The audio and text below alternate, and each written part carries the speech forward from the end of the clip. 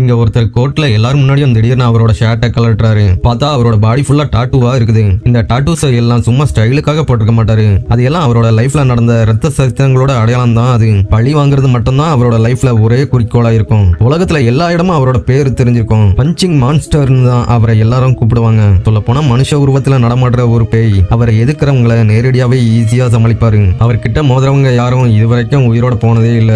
ஆனா ஒரு எதிர்பாராத மொமெண்ட் எல்லாத்தையும் மாத்துது. ஒரு நாள் அவர் கேபுக்காக வெயிட் பண்ணிட்டு இருக்கும்போது ஸ்மோக் பண்ணிட்டு இருப்பாரு. அப்போ அந்த ஸ்மோக்கால பக்கத்துல நின்று இருந்த ஒரு ஸ்கூல் பொண்ணு இருமுறத பார்த்து வருத்தப்படுறாரு. உடனே கில்ட்டியா ஃபீல் பண்ணி என்ன பண்றதுன்னு தெரியாம மலையில நனைஞ்சிட்டு இருந்த அந்த பொண்ணுக்கு அவரோட கொடையை கொடுத்து ஹெல்ப் பண்றாரு. அந்த சின்ன ஹெல்ப் இந்த பேய் மனுஷனுக்குள்ளயும் ஒரு மனிதாபிமானம் இருக்கிறதா காட்டுது. அன்னைக்கு நைட் அவர் ஃப்ரெண்டோட ஒரு பார்ட்டியில எல்லாரும் ட்ரிங்க் பண்ணிட்டு இருந்த டைம்ல டிவி நியூஸ்ல ஒரு பொண்ணு மர்மமான முறையில ரேப் பண்ணப்பட்டு கொடூரமா கொல்லப்பட்டிருக்கிறதா காமிக்கிறாங்க. ஃபர்ஸ்ட் அதை ஒரு சாதாரண கிரைம் சீனா தான் எல்லாரும் பாக்குறாங்க. ஆனா அடுத்ததா ஒரு விஷயத்தை பார்த்ததும் பயங்கர ஷாக் ஆகுறாரு.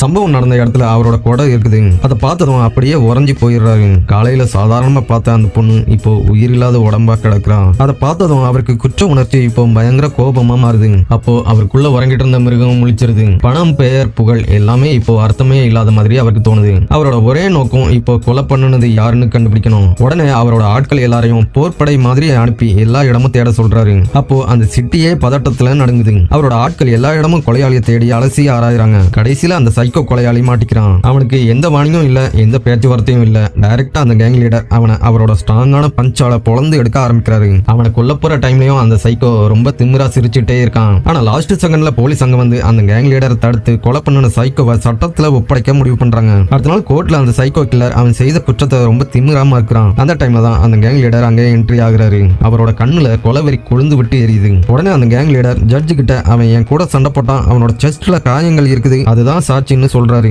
உடனே ஜட்ஜ் அந்த சைக்கோ கில்லருக்கு ஜெயில் தண்டனை கொடுக்கறாரு. ஜட்ஜ்மெண்ட் சொன்னதுக்கு அப்புறமும் அந்த சைக்கோ கில்லர் சிரிக்கிறான். ஏன்னா ஜெயில் சேஃப்டியான பிளேஸ். அங்க அந்த கேங் லீடர் அவனை எதுவும் பண்ண முடியாதுன்னு நினைக்கிறான். ஆனா அடுத்த நாளை மொத்த கைதிகளும் மரியாதையா யாரை பார்த்தோ திடீர்னு தலை வணங்குறாங்க. புதுசா ஒருத்தர் அவரே சரண்டர் ஆகி உள்ள வந்திருப்பாரு. யாருன்னு பார்த்தா அது வேற யாரும் இல்ல, அந்த கேங் லீடர் தான். தண்டனை அனுபவிக்கிறதுக்காக இல்ல, அதுக்கு பதிலா அந்த சைக்கோ கில்லரோட ஒவ்வொரு மூச்சையும் நரகமா மாத்துறதுக்காகத்தான் உள்ள வந்திருப்பாரு. இப்போ அவரை எந்த சட்டமும் தடுக்காது. ஒரு டைம் மனிதாபிமானத்தோட இருந்த அந்த பேய் மனுஷன் இப்போ கொடூர பேய் மனுஷனா மாறி உள்ள வந்திருப்பாரு.